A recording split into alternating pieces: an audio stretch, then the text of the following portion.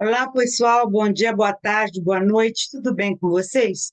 Eu sou Nilce da Silva, estudiosa das questões do envelhecimento, e nós estamos aqui para mais um vídeo do nosso canal YouTube 50 anos e mais. Se você gostar desse conteúdo aqui, você que tem mais de 50 anos, dá um like no nosso vídeo, deixa aí o seu comentário, partilha esse vídeo com uma amiga e por aí vai.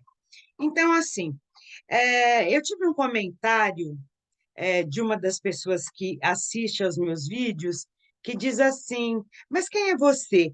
Por que você não fala um pouco da sua formação? E eu respondi para ela: Mas isso, a minha formação eu escrevi na página do canal.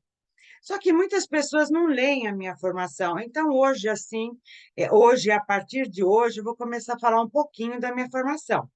Então, digamos assim, que ao invés de eu falar estudiosa das questões do envelhecimento, eu poderia falar assim para vocês, que eu tenho mestrado e doutorado na Universidade de São Paulo, na Faculdade de Educação, e que eu sempre me interessei pela aprendizagem dos adultos, quando eu fui professora da USP durante 15 anos.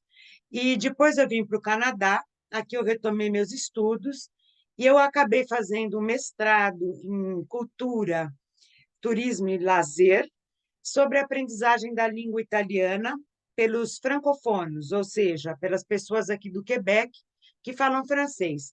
Nesse mestrado, eu estudei bastante sobre a psicologia, né? As questões ligadas à psicologia da aprendizagem. E fiquei bastante animada, desculpe-me, tanto que fui fazer um doutorado em psicologia, que estudava as funções executivas dos adultos quando eles faziam projetos de vida. Só que, enquanto eu fazia esse doutorado em psicologia, a minha mãe faleceu, meu marido faleceu, e eu acabei não concluindo. Eu retomei esse mesmo projeto da questão dos projetos de vida das pessoas idosas, agora no meu doutorado, segundo doutorado, digamos, terceiro, em sociologia, na Universidade do Quebec, em Montreal. E nesse doutorado eu estudo os projetos de vida dos idosos, mais especificamente as viagens.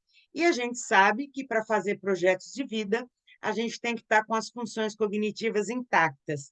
Então, daí todo esse meu interesse pelo estudo das pessoas idosas, que vem do mestrado em educação de adultos, um doutorado em educação de adultos, e esses estudos que eu fiz aqui no Quebec.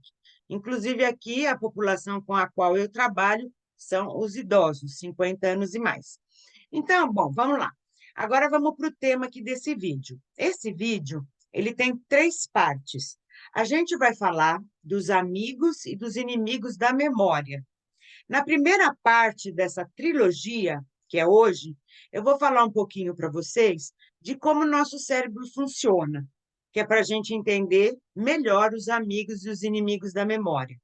Na parte 2 desse vídeo, dessa trilogia, eu vou falar para você dos amigos das memórias, da memória ou das memórias. A gente vai ver isso já já. E na parte 3 eu vou falar para vocês dos inimigos da memória ou das memórias. Tudo bem? Então, claro que para a gente saber quem é amigo e quem é inimigo de alguma coisa, de alguém, a gente tem que conhecer esse alguém, essa alguma coisa. E aqui no nosso caso, a gente tem que conhecer quais são as funções cognitivas do nosso cérebro. A memória é uma das funções cognitivas, e ela é dividida em várias memórias. É bom saber também que a memória, ou as memórias e as outras funções cognitivas, elas são interligadas. Então, assim, não dá para estudar só memória sem estudar as outras funções cognitivas.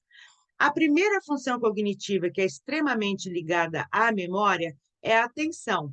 O que é a atenção? É essa capacidade que a gente tem de se concentrar em apenas uma coisa em um modo prolongado. Mas a atenção também é a capacidade que a gente tem de se concentrar em várias atividades ao mesmo tempo. Ou seja, quando você dirige, por exemplo, você se concentra na estrada que vem na frente, mas você também olha pelo retrovisor para ver os carros, como estão, você pode ligar o rádio e acompanhar alguma notícia. Então, a atenção pode ser em uma coisa principalmente, mas ela também se divide em outras atividades. Aí, a gente sabe também que uma outra função cognitiva é chamada de funções executivas. Essas funções executivas a gente pode resumir na capacidade que o nosso cérebro tem de fazer planos, de planejar. Claro que para planejar, a gente precisa ter atenção na hora de fazer o planejamento e também precisa ter memória, para saber, porque a memória, como a gente vai ver daqui a pouco, ela também pode ser uma memória prospectiva, uma memória de futuro. Então, quando você planeja, você precisa também da memória. E nesse planejamento, o que é que vai? A capacidade que você tem de organizar, a consciência que você tem das suas capacidades para atingir aquelas etapas do seu planejamento. Tem também a capacidade de autocrítica. Bom, isso eu consigo, aquilo não é para mim. E também tem a capacidade de inibição, que é, para atingir tal objetivo, eu não posso fazer determinada coisa, mesmo que eu queira fazer. Então, a gente já viu duas funções cognitivas, a atenção e as funções executivas. Tem também as funções visoespacial. O que é isso? É a nossa capacidade de se localizar no espaço através da visão que a gente tem desse espaço. Ou seja, quando a gente para o nosso carro no estacionamento e depois a gente sai lá do shopping, a gente tem que mais ou menos saber onde está o nosso carro para poder localizá-lo. Então, você diz, não, eu parei mais ou menos entre a loja tal e tal, aí você tem aquela ideia do espaço e localiza o seu carro. Também é a capacidade que você usa quando você vai atravessar uma rua. Ah, vamos ver se o carro está perto ou está longe. Aí você calcula e atravessa. Ou seja, as funções cognitivas visoespaciais são extremamente importantes para a nossa sobrevivência. De acordo aí com a nossa pré-história, as mulheres teriam mais facilidade na atenção partilhada, ou seja, fazer mais coisas ao mesmo tempo. Já os homens têm mais facilidade com as funções visoespaciais, devido à nossa pré-história, não? Digamos que eles eram caçadores, então tinham que ter aquela localização melhor no espaço, e a mulher ficava mais em casa e ela fazia várias coisas ao mesmo tempo, porque fazer uma família crescer, criar os seus filhos, implica necessariamente em fazer várias coisas ao mesmo tempo. E aí vem uma outra função cognitiva, que é o tema do vídeo aqui, intercalada com as demais funções que eu estou falando. Agora, veja, esse é um recorte que eu dei sobre as funções cognitivas. Se vocês procurarem em alguns livros, aí vocês vão encontrar outros recortes, mais funções cognitivas, como a linguagem, a língua estrangeira. A gente está fazendo um recorte. Então, memória é aquela capacidade que a gente tem de estocar informação no nosso cérebro. Existem diferentes tipos de memória. Uma delas se chama memória episódica, que é aquela memória dos episódios, né? Você se lembra de uma cena, você se lembra do dia do nascimento do seu filho, você se lembra do dia do seu casamento. Então, essa memória episódica, ela pode ser de dois tipos. Ela pode ser retrospectiva, quando você se lembra daquilo que já passou, o dia do seu casamento, como ela pode ser prospectiva. O que eu vou fazer depois de ver esse vídeo aqui? Você vê aquilo que você vai fazer, você vê o próximo capítulo da sua história. Claro que a gente nunca tem certeza sobre ele, mas a gente vê. Essa é a memória episódica retrospectiva.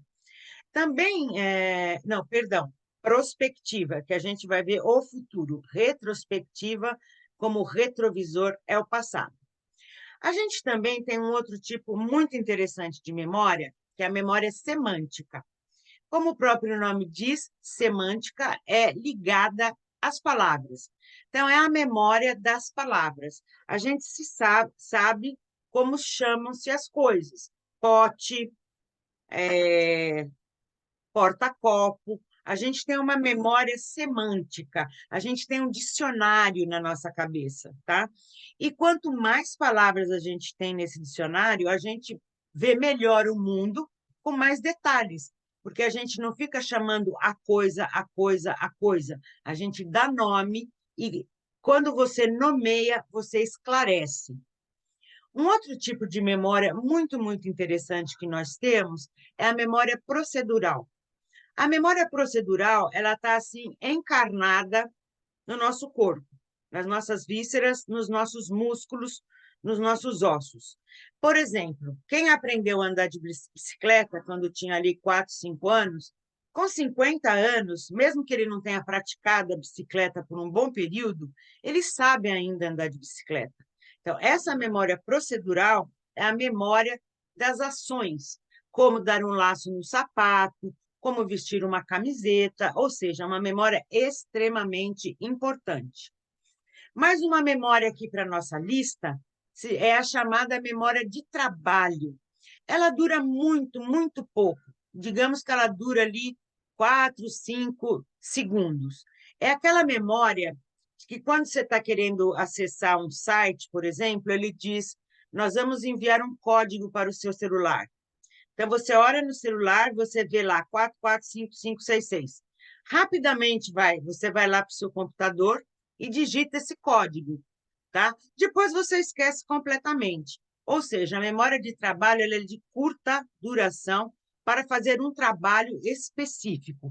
As outras memórias aí que a gente viu, elas são memórias de longo prazo. Longo prazo. A memória de trabalho é de curtíssimo prazo. Uma outra memória que muitas vezes a gente não vê assim facilmente na literatura, porque ela foi estudada mais ali pelos anos 70, é a memória afetiva. A memória afetiva é aquela que desperta em nós emoções, os pelos do braço que sobem, aqueles arrepios, a partir de um estímulo recebido pelo olfato, pela audição, pela visão, pelo tato. Então, assim, às vezes você pode tocar alguma coisa, se emocionar, porque lembra a pele do seu bebê quando era pequeno. Ou você pode sentir um perfume e se lembrar de determinada pessoa e ficar emocionado. Então, essa memória afetiva, o que acontece? O estímulo faz a gente retornar a um passado e recuperar os traços dessa memória no nosso corpo.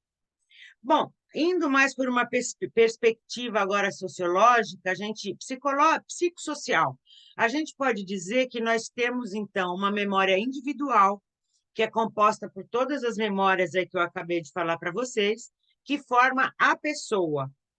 Entretanto, as pessoas também têm uma memória coletiva, porque elas fazem parte de um grupo, e os acontecimentos desse grupo são gravados nas memórias de todos os seus membros.